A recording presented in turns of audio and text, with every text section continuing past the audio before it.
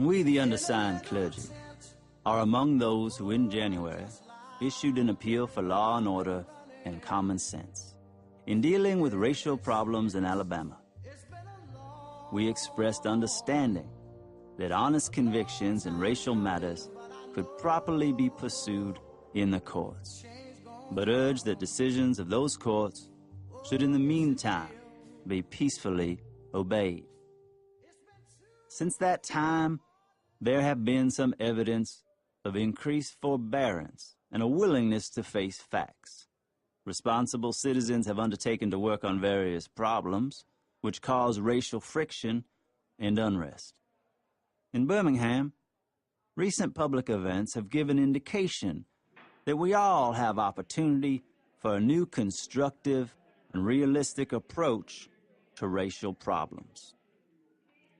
However, we are now confronted by a series of demonstrations by some of our Negro citizens, directed and led in part by outsiders.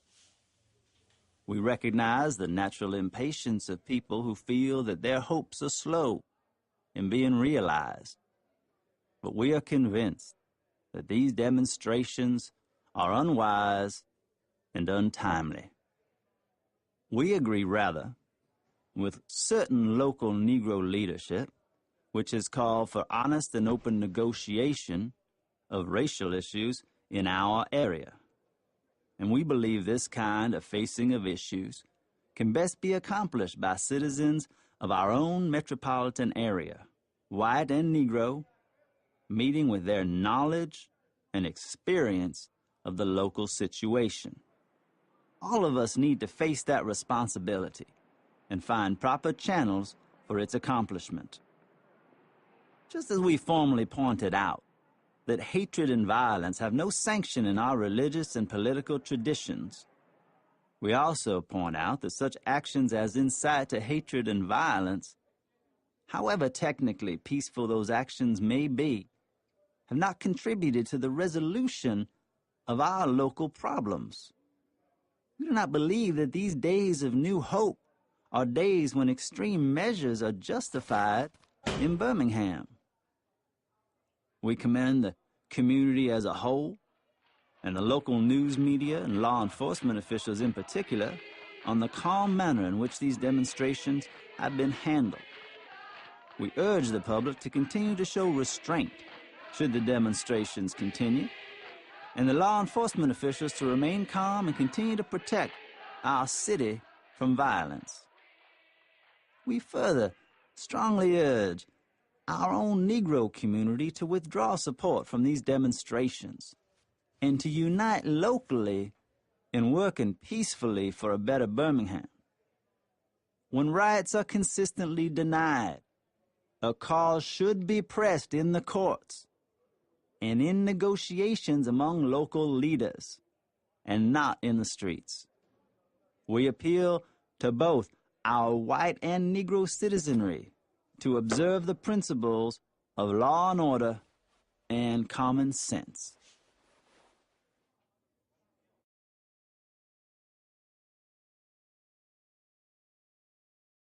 My dear fellow clergymen, while confined here in the Birmingham City Jail, I came across your recent statement calling my present activities unwise and untimely. Seldom do I pause to answer criticism of my work and ideas. If I sought to answer all the criticisms that cross my desk, my secretaries would have little time for anything other than such correspondence in the course of the day, and I would have no time for constructive work. But since I feel that you are men of genuine goodwill and that your criticisms are sincerely set forth, I want to try to answer your statement in what I hope will be patient and reasonable terms.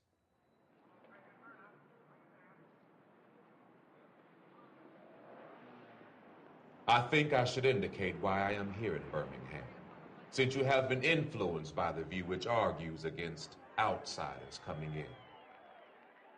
I have the honor of serving as president of the Southern Christian Leadership Conference, an organization operating in every southern state with headquarters in Atlanta, Georgia. We have some 85 affiliated organizations across the South, and one of them is the Alabama Christian Movement for Human Rights. Frequently, we share staff, educational, and financial resources with our affiliates. Several months ago, the affiliate here in Birmingham asked us to be on call to engage in a nonviolent direct action program if such were deemed necessary. We readily consented, and when the hour came, we lived up to our promise. So I, along with several members of my staff, am here because I was invited here. I am here because I have organizational ties here. But more basically, I am in Birmingham because injustice is here. Just as the prophets of the 8th century BC left their villages and carried their "Thus saith the Lord" far beyond the boundaries of their hometowns, and just as the Apostle Paul left his village of Tarsus and carried the gospel of Jesus Christ to the far corners of the Greco-Roman world, so am I compelled to carry the gospel of freedom beyond my own hometown. Like Paul, I must constantly respond to the Macedonian call for aid.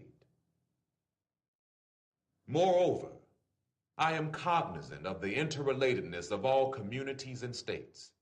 I cannot sit idly by in Atlanta and not be concerned about what happens in Birmingham. Injustice anywhere is a threat to justice everywhere. We are caught in an inescapable network of mutuality, tied in a single garment of destiny.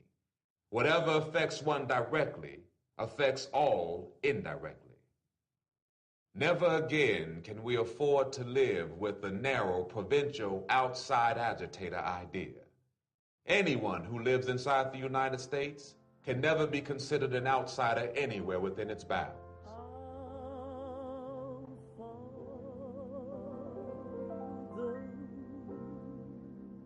You deplore the demonstrations taking place in Birmingham. But your statement, I am sorry to say, fails to express a similar concern for the conditions that brought about the demonstrations. I am sure that none of you would want to rest content with the superficial kind of social analysis that deals merely with effects and does not grapple with underlying causes. It is unfortunate that demonstrations are taking place in Birmingham, but it is even more unfortunate that the city's white power structure left the Negro community with no alternative. In any nonviolent campaign, there are 4 basic steps: collection of the facts to determine whether injustices exist, negotiation, self-purification, and direct action. We have gone through all these steps in Birmingham. There can be no gainsaying the fact that racial injustice engulfs this community. Birmingham is probably the most thoroughly segregated city in the United States. Its ugly record of brutality is widely known. Negroes have experienced grossly unjust treatment in the courts. There have been more unsolved bombings of Negro homes and churches in Birmingham than in any other city in the nation. These are the hard, brutal facts of the case. On the basis of these conditions, Negro leaders sought to negotiate with the city fathers, but the latter has consistently refused to engage in good faith negotiation. Then, last September came the opportunity to meet with the leaders of Birmingham's economic community. In the course of the negotiations, certain promises were made by the merchants. For example, to remove the store's humiliating racial signs. On the basis of these promises, the Reverend Fred Shuttlesworth and the leaders of the Alabama Christian Movement for Human Rights agreed to a moratorium on all demonstrations. As the weeks and months went by, we realized that we were the victims of a broken promise. A few signs briefly removed returned. The others remained. As in so many past experiences, our hopes had been blasted, and the shadow of deep disappointment settled upon us. We had no alternative except to prepare for direct action, whereby we would present our bodies, our very bodies as a means of laying our case before the conscience of the local and the national community. Mindful of the difficulties involved, we decided to undertake a process of self-purification. We began a series of workshops on nonviolence, and we repeatedly asked ourselves, are you able to accept blows without retaliating? Are you able to endure the ordeal of jail? We decided to schedule our direct action program for the Easter season, realizing that except for Christmas, this is the main shopping period of the year. Knowing that a strong economic withdrawal program would be the byproduct of direct action, we felt that this would be the best time to bring pressure to bear on the merchants for the needed change. Then it occurred to us that Birmingham's mayoral election was coming up in March, and we speedily decided to postpone action until after Election Day. When we discovered that the Commissioner of Public Safety, Eugene Bull Connor, had piled up enough votes to be in the runoff, we decided again to postpone action until the day after the runoff, so that the demonstrations could not be used to cloud the issue. Like many others, we waited to see Mr. Connor defeated. And to this end, we endured postponement after postponement. Having aided in this community need, we felt that our direct action program could be delayed no longer. You may well ask, why direct action? Why sit-ins, marches, and so forth? Isn't negotiation a better path? You are quite right in calling for negotiation. Indeed, this is the very purpose of direct action. Nonviolent direct action seeks to create such a crisis and foster such a tension that a community which has constantly refused to negotiate is forced to confront the issue. It seeks so to dramatize the issue that it can no longer be ignored. My citing the creation of tension as part of the work of the nonviolent resistor may sound rather shocking. But I must confess, I'm not afraid of the word tension. I have earnestly opposed violent tension, but there is a type of constructive nonviolent tension which is necessary for growth. Just as Socrates felt that it was necessary to create a tension in the mind so that individuals could rise from the bondage of myths and half-truths to the unfettered realm of creative analysis and objective appraisals, so must we see the need for nonviolent gadflies to create the kind of tension in society that will help men rise from the dark depths of prejudice and racism to the majestic heights of understanding and brotherhood. The purpose of our direct action program is to create a situation so crisis-packed that it will inevitably open the door to negotiation. I therefore concur with you in your call for negotiation. Too long has our beloved Southland been bogged down in the tragic effort to live in monologue rather than dialogue. One of the basic points in your statement is that the action that I and my associates have taken in Birmingham is untimely. Some have asked, why didn't you give the new city administration time to act? The only answer that I can give to this query is that the new Birmingham administration must be prodded about as much as the outgoing one before it will act. We are sadly mistaken if we feel that the election of Albert Boutwell as mayor will bring the millennium to Birmingham. While Mr. Boutwell is a much more gentle person than Mr. Connor, they are both segregationists, dedicated to maintenance of the status quo. I have hope that Mr. Boutwell will be reasonable enough to see the futility of massive resistance to desegregation. But he will not see this without pressure from the devotees of civil rights. My friends, I must say to you that we have not made a single gain in civil rights without determined legal and nonviolent pressure. Lamentably, it is an historical fact that privileged groups seldom give up their privileges voluntarily. Individuals may see the moral light, and voluntarily give up their unjust posture. But as Reinhold Niebuhr has reminded us, groups tend to be more immoral than individuals. We know through painful experience that freedom is never voluntarily given by the oppressor. It must be demanded by the oppressed. Frankly, I have yet to engage in a direct action campaign which was well-timed, in the view of those who have not suffered unduly from the disease of segregation. For years now, I have heard the word wait. It rings in the ear of every Negro with piercing familiarity. This wait has almost always meant never. We must come to see, with one of our distinguished jurists, that justice too long delayed is justice denied. When you're down in trouble,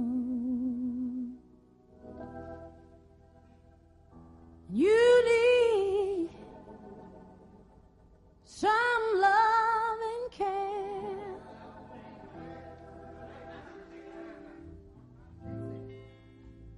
Ain't nothing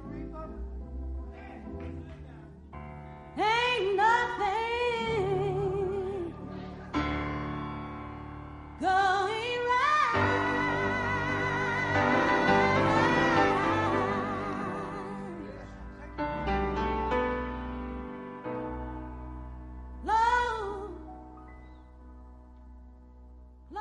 We have waited for more than 340 years for our constitutional and God-given rights. The nations of Asia and Africa are moving with jet-like speed toward gaining political independence. But we still creep at horse and buggy pace toward gaining a cup of coffee at a lunch counter. Perhaps it is easy for those who have never felt the stinging darts of segregation to say, wait.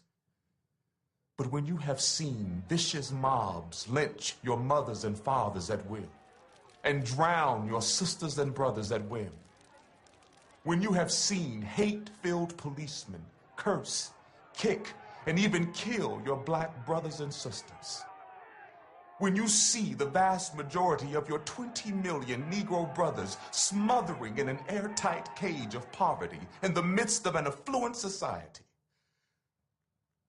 when you suddenly find your tongue twisted and your speech stammering as you seek to explain to your 6-year-old daughter why she can't go to the public amusement park that has just been advertised on the television, and see tears welling up in her eyes when she is told Funtown is closed to colored children, and see ominous clouds of inferiority beginning to form in her little mental sky, and see her beginning to distort her personality by developing an unconscious bitterness toward white people.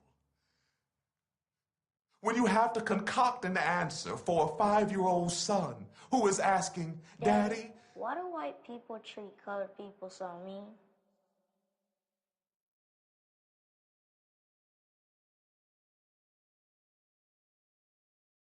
when you take a cross-country drive and find it necessary to sleep night after night in the uncomfortable corners of your automobile because no motel will accept you. When you are humiliated day in and day out by nagging signs reading white and colored. When your first name becomes nigger and your middle name becomes boy, however old you are, and your last name becomes John, and your wife and mother are never given the respected title Mrs. When you are harried by day and haunted by night by the fact that you are a Negro, constantly living at a tiptoe stance, never quite knowing what to expect next, and are plagued with inner fears and outer resentments, when you are forever fighting a degenerating sense of nobodiness, then will you understand why we can wait no longer. There comes a time when the cup of endurance runs over, and men are no longer willing to be plunged into the abyss of despair. I hope, sirs, that you can understand our legitimate and unavoidable impatience.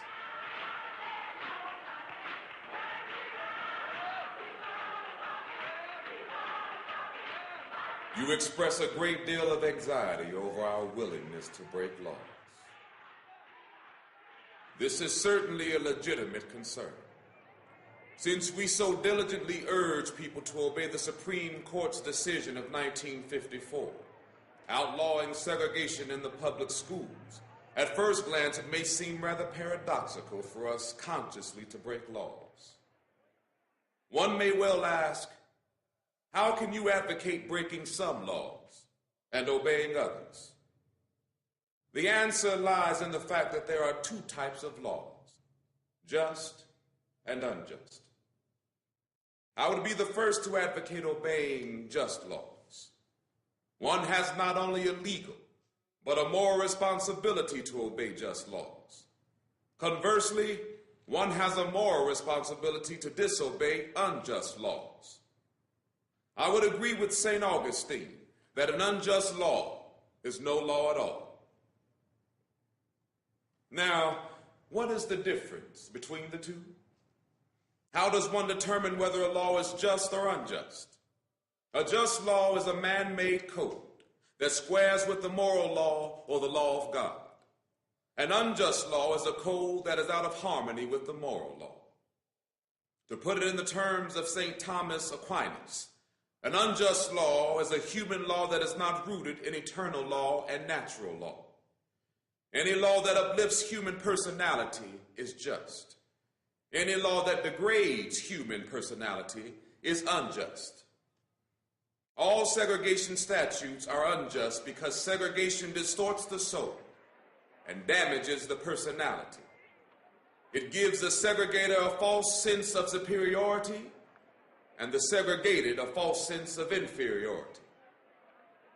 Segregation, to use the terminology of the Jewish philosopher Martin Buber, substitutes an I-it relationship for an I-thou relationship and ends up relegating persons to the status of things. Hence, segregation is not only politically, economically, and sociologically unsound, it is morally wrong and sinful. Paul Tillich has said that sin is separation. Is not segregation an existential expression of man's tragic separation, his awful estrangement, his terrible sinfulness? Thus it is that I can urge men to obey the 1954 decision of the Supreme Court, for it is morally right, and I can urge them to disobey segregation ordinances, for they are morally wrong. Let us consider a more concrete example of just and unjust laws. An unjust law is a code that a numerical or power majority group compels a minority group to obey, but does not make binding on itself. This is difference made legal. By the same token, a just law is a code that a majority compels a minority to follow and that it is willing to follow itself. This is sameness made legal. Let me give another explanation. A law is unjust if it is inflicted on a minority that, as a result of being denied the right to vote, had no part in enacting or devising the law. Who can say that the legislature of Alabama, which set up that state's segregation laws, was democratically elected? Throughout Alabama, all sorts of devious methods are used to prevent Negroes from becoming registered voters. And there are some counties in which, even though Negroes constitute a majority of the population, not a single Negro is registered to vote. Can any law enacted under such circumstances be considered democratically structured? Sometimes a law is just on its face and unjust in its application. For instance, I have been arrested on a charge of parading without a permit. Now, there's nothing wrong in having an ordinance which requires a permit for a parade. But such an ordinance becomes unjust when it is used to maintain segregation and to deny citizens the First Amendment privilege of peaceful assembly and protest. I hope you are able to see the distinction I am trying to point out. In no sense do I advocate evading or defying the law. As with the rabid segregationist, that would lead to anarchy. One who breaks an unjust law must do so openly, lovingly, and with a willingness to accept the penalty. I submit that an individual who breaks a law that conscience tells him is unjust, and who willingly accepts the penalty of imprisonment in order to arouse the conscience of the community over its injustice, is in reality expressing the highest respect for the law. Of course, there is nothing new about this kind of civil disobedience. It was evident sublimely in the refusal of Shadrach, Meshach, and Abednego to obey the laws of Nebuchadnezzar on the ground that a higher moral law was at stake. It was practiced superbly by the early Christians who were willing to face hungry lions and the excruciating pain of chopping blocks rather than submit to certain unjust laws of the Roman Empire. To a degree, academic freedom is a reality today because Socrates practiced civil disobedience. In our own nation, the Boston Tea Party represented a massive act of civil disobedience.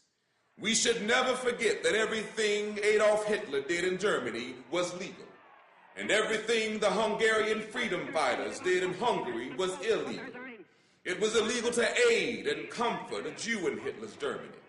Even so, I am sure that had I lived in Germany at the time, I would have aided and comforted my Jewish brothers. If today I lived in a communist country where certain principles dear to the Christian faith are suppressed, I would openly advocate disobeying that country's anti-religious laws. I must make two honest confessions to you, my Christian and Jewish brothers.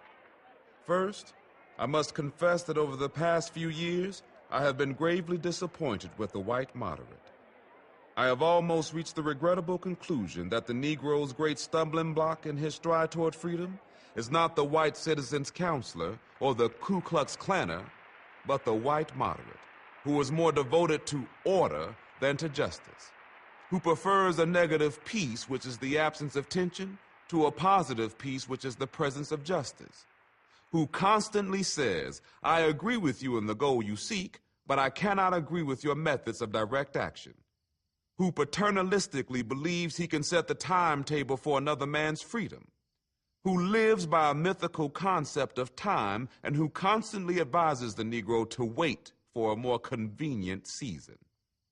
Shallow understanding from people of goodwill is more frustrating than absolute misunderstanding from people of ill will. Lukewarm acceptance is much more bewildering than outright rejection. I had hoped that the white moderate would understand that law and order exists for the purpose of establishing justice, and that when they fail in this purpose, they become the dangerously structured dams that block the flow of social progress.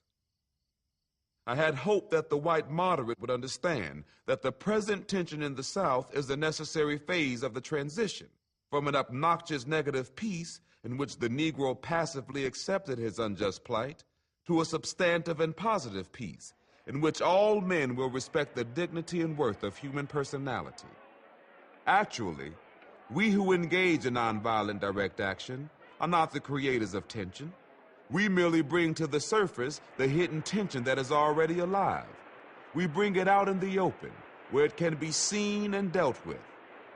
Like a boil that can never be cured so long as it is covered up, but must be opened with all its ugliness to the natural medicines of air and light, injustice must be exposed, with all the tension its exposure creates, to the light of human conscience and the air of national opinion before it can be cured.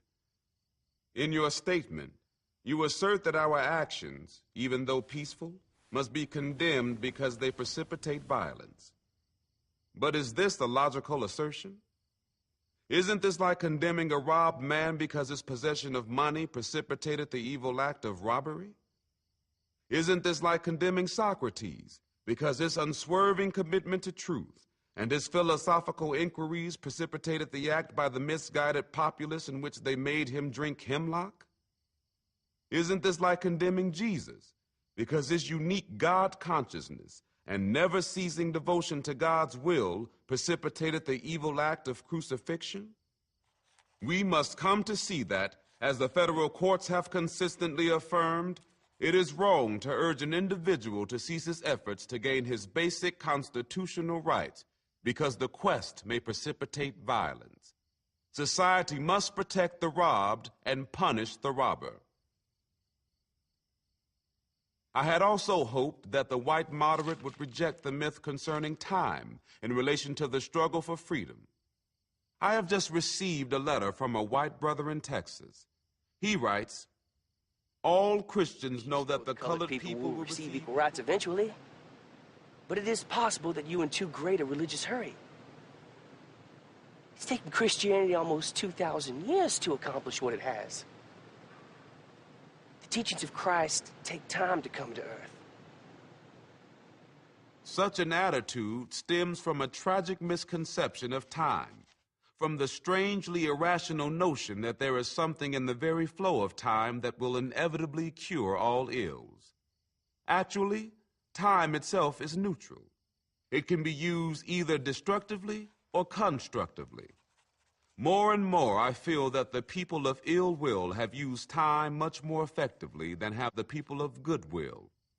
We will have to repent in this generation, not merely for the hateful words and actions of the bad people, but for the appalling silence of the good people. Human progress never rolls in on wheels of inevitability. It comes through the tireless efforts of men willing to be co-workers with God. And without this hard work, time itself becomes an ally of the forces of social stagnation. We must use time creatively, in the knowledge that the time is always ripe to do right. Now is the time to make real the promise of democracy and transform our pending national elegy into a creative psalm of brotherhood.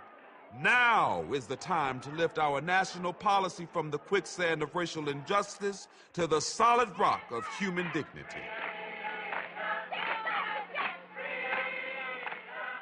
You speak of our activity in Birmingham as extreme. At first, I was rather disappointed that fellow clergymen would see my nonviolent efforts as those of an extremist. I began thinking about the fact that I stand in the middle of two opposing forces in the Negro community. One is a force of complacency, made up in part of Negroes who, as a result of long years of oppression, are so drained of self-respect and a sense of somebodyness that they have adjusted to segregation. And in part of a few middle-class Negroes who, because of a degree of academic and economic security, and because in some ways they profit by segregation, have become insensitive to the problems of the masses. The other force is one of bitterness and hatred, and it comes perilously close to advocating violence. It is expressed in the various black nationalist groups that are springing up across the nation, the largest and best known being Elijah Muhammad's Muslim movement. Nourished by the Negroes' frustration over the continued existence of racial discrimination, this movement is made up of people who have lost faith in America, who have absolutely repudiated Christianity, and who have concluded that the white man is an incorrigible devil. I have tried to stand between these two forces, saying that we need emulate neither the do-nothingism of the complacent nor the hatred and despair of the black nationalist. But there is the more excellent way of love and nonviolent protest. I am grateful to God that through the influence of the Negro Church, the way of nonviolence became an integral part of our struggle. If this philosophy had not emerged, by now many streets of the South would, I am convinced, be flowing with blood. And I am further convinced that if our white brothers dismiss as rabble-rousers and outside agitators those of us who employ nonviolent direct action, and if they refuse to support our nonviolent efforts, millions of Negroes will, out of frustration and despair, seek solace and security in black nationalist ideologies, a development that would inevitably lead to a frightening racial nightmare. Oppressed people cannot remain oppressed forever. The yearning for freedom eventually manifests itself, and that is what has happened to the American Negro.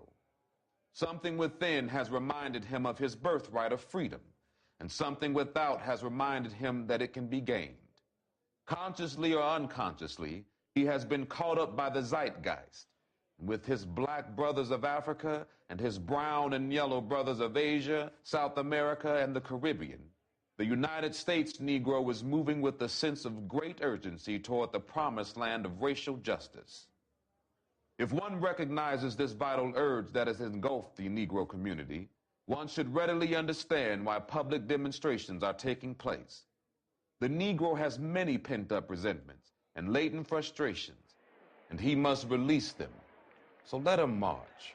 Let him make prayer pilgrimages to the city hall.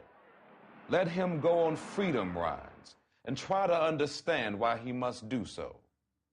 If his repressed emotions are not released in nonviolent ways, they will seek expression through violence.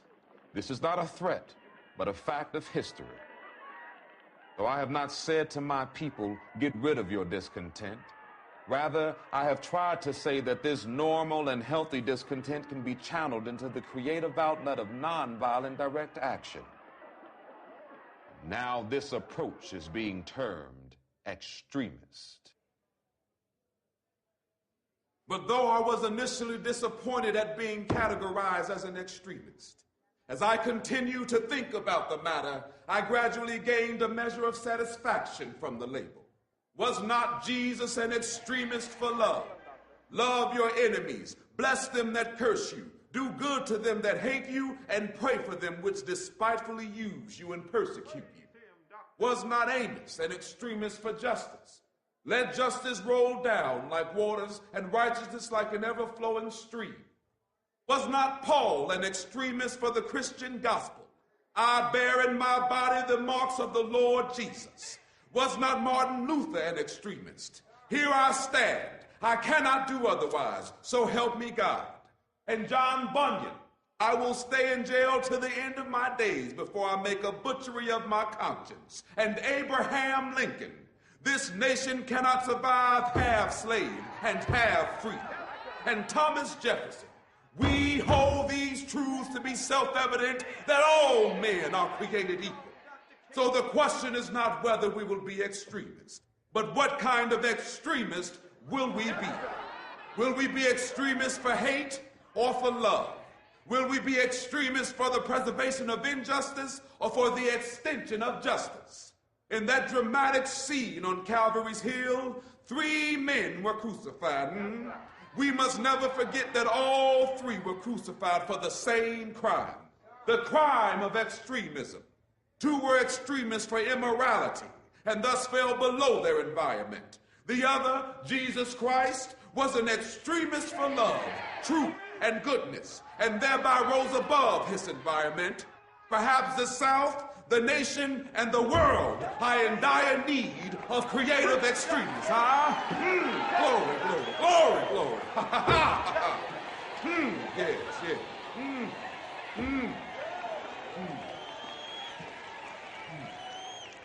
I had hoped that the white moderate would see this need. Perhaps I was too optimistic. Perhaps I expected too much. I suppose I should have realized that few members of the oppressor race can understand the deep groans and passionate yearnings of the oppressed race.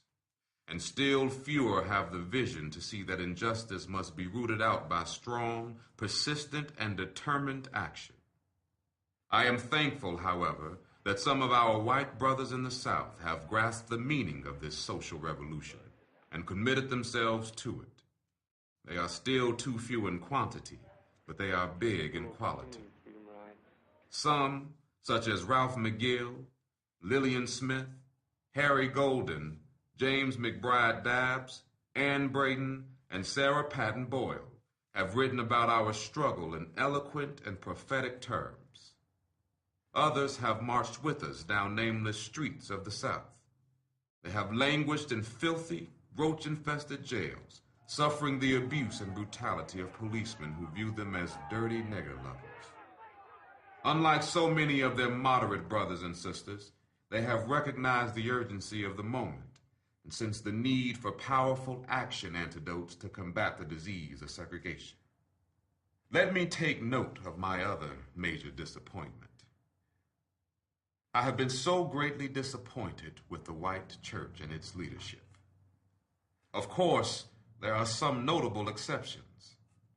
I am not unmindful of the fact that each of you has taken some significant stands on this issue. I commend you, Reverend Stallings, for your Christian stand on this past Sunday in welcoming Negroes to your worship service on a non-segregated basis. I commend the Catholic leaders of this state for integrating Spring Hill College several years ago. But despite these notable exceptions, I must honestly reiterate that I have been disappointed with the church. I do not say this as one of those negative critics who can always find something wrong with the church. I say this as a minister of the gospel who loves the church, who was nurtured in its bosom, who has been sustained by its spiritual blessings, and who will remain true to it as long as the cord of life shall lengthen.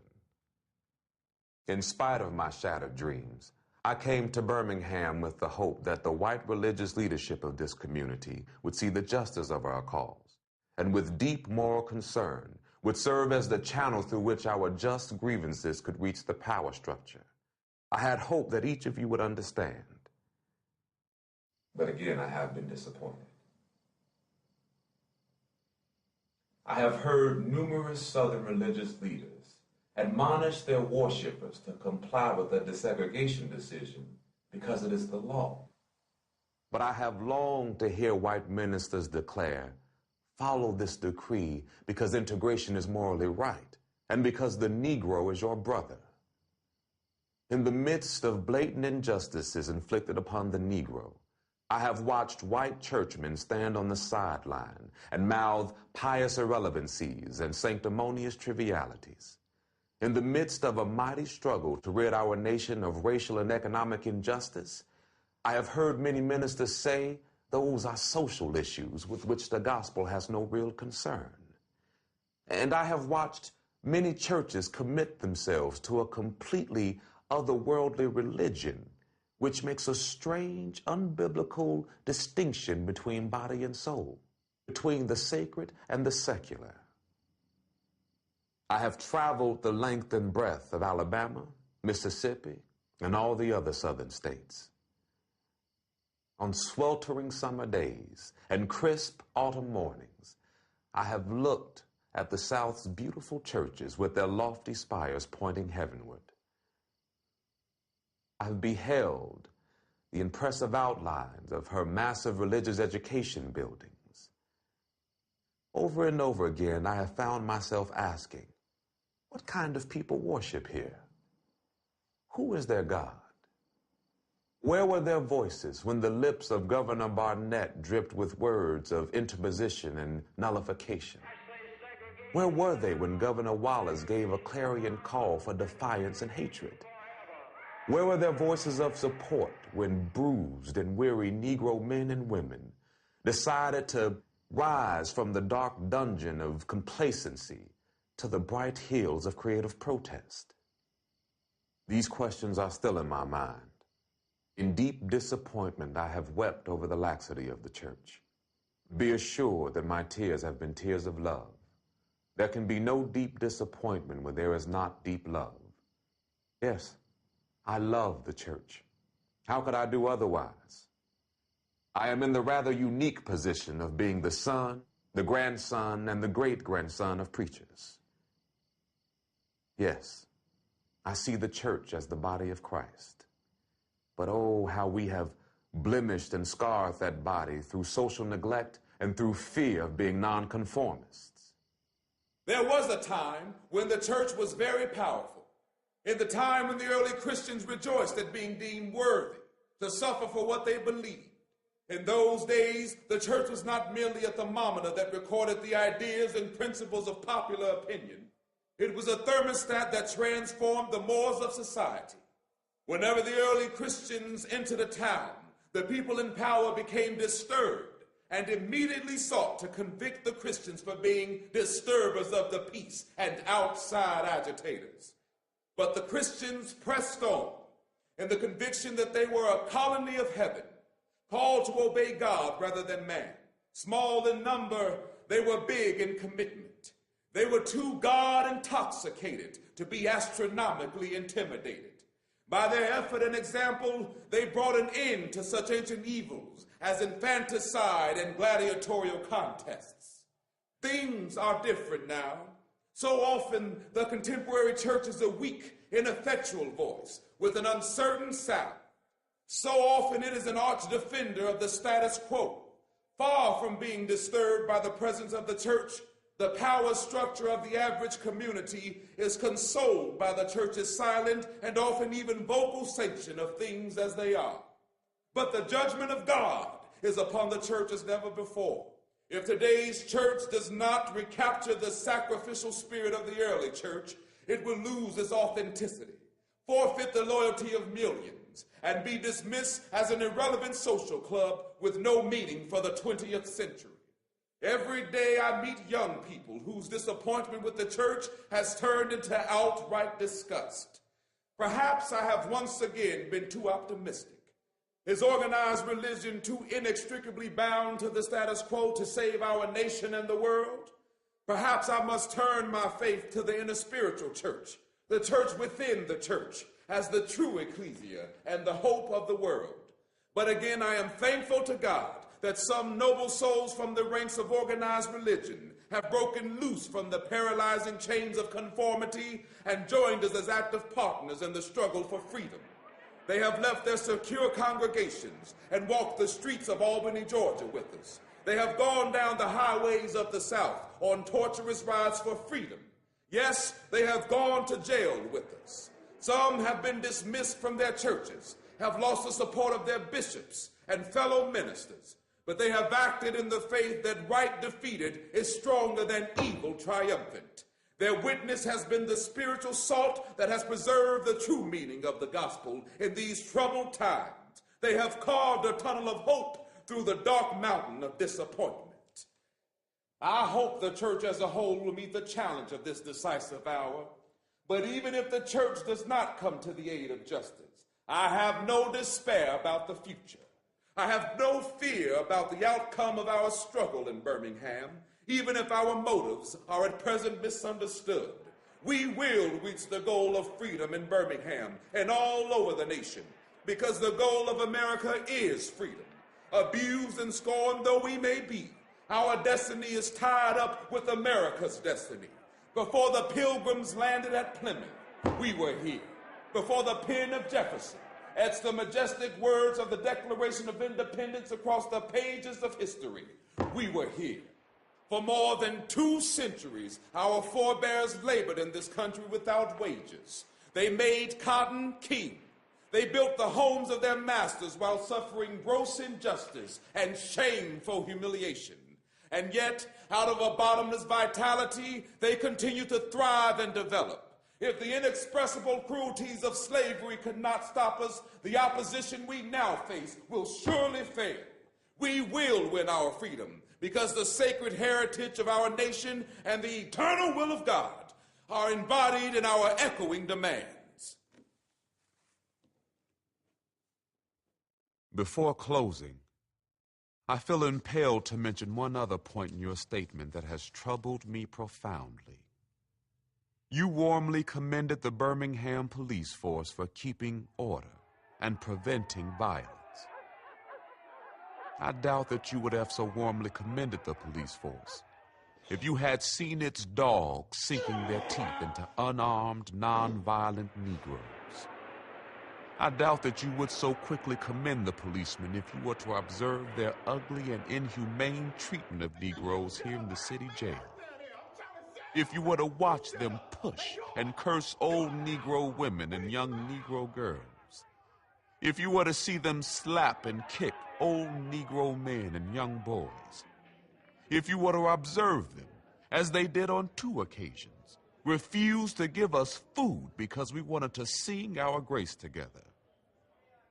I cannot join you in your praise of the Birmingham Police Department.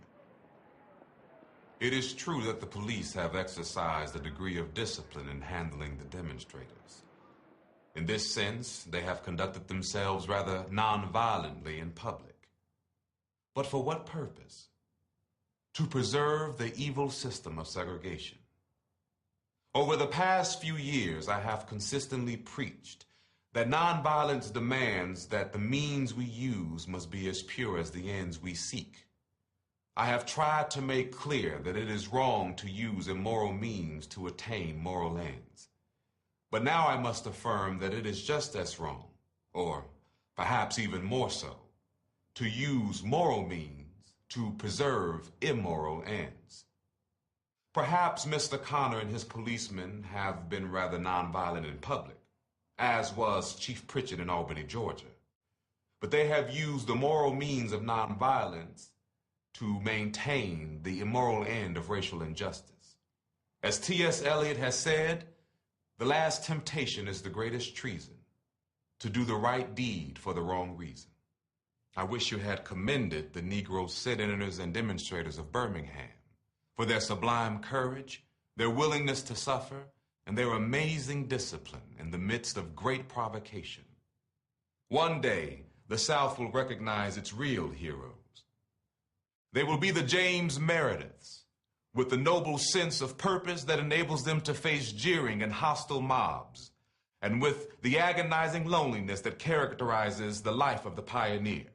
There will be old, oppressed, battered Negro women, symbolized by a 72-year-old woman in Montgomery, Alabama, who rose up with a sense of dignity and with her people decided not to ride segregated buses, and who responded with ungrammatical profundity to one who inquired about her weariness. My feet is tired, but my soul is at rest. There will be young high school and college students, young ministers of the gospel, and a host of their elders, courageously and nonviolently sitting in at lunch counters and willingly going to jail for conscience sake. One day the South will know that when these disinherited children of God sat down at lunch counters, they were in reality standing up for what is best in the American dream and for the most sacred values in our Judeo-Christian heritage, thereby bringing our nation back to the great wells of democracy, which were dug deep by the Founding Fathers in their formulation of the Constitution and the Declaration of Independence. Never before have I written so long a letter. I'm afraid it is much too long to take your precious time. I can assure you that it would have been much shorter if I had been writing from a comfortable desk. But what else can one do when he is alone in a narrow jail cell, other than write long letters, think long thoughts, and pray long prayers? If I have said anything in this letter that overstates the truth and indicates an unreasonable impatience, I beg you to forgive me. If I have said anything that understates the truth and indicates my having a patience that allows me to settle for anything less than brotherhood, I beg God to forgive me. I hope this letter finds you strong in the faith. I also hope that circumstances will soon make it possible for me to meet each of you, not as an integrationist or a civil rights leader, but as a fellow clergyman and a Christian brother. Let us all hope that the dark clouds of racial prejudice will soon pass away, and the deep fog of misunderstanding will be lifted from our fear-drenched communities, and in some not too distant tomorrow, the radiant stars of love and brotherhood will shine over our great nation with all their scintillating beauty. Yours for the cause of peace and brotherhood, Martin Luther King Jr.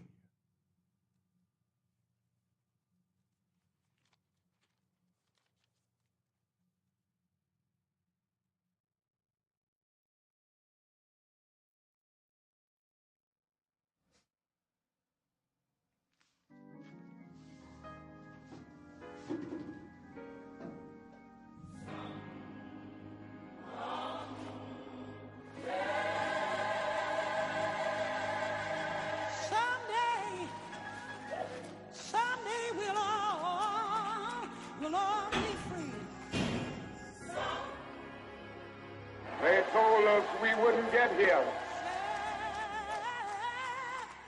There were those who said that we would get here only over their dead bodies.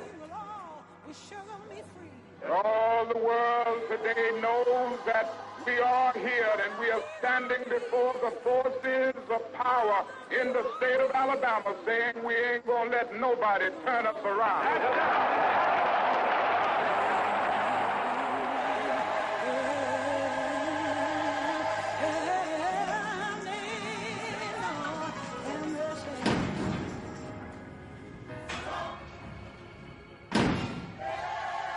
however difficult the moment, however frustrating the hour, it will not be long because truth crushed earth will rise again. Yes, sir. How long? Not long. Yes, sir. Because no lie can live forever. Yes, sir. How long? Not long.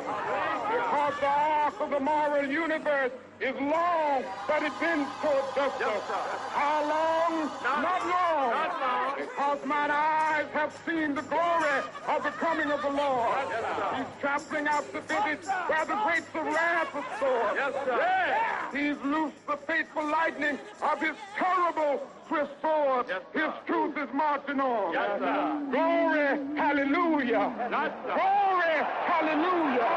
Glory,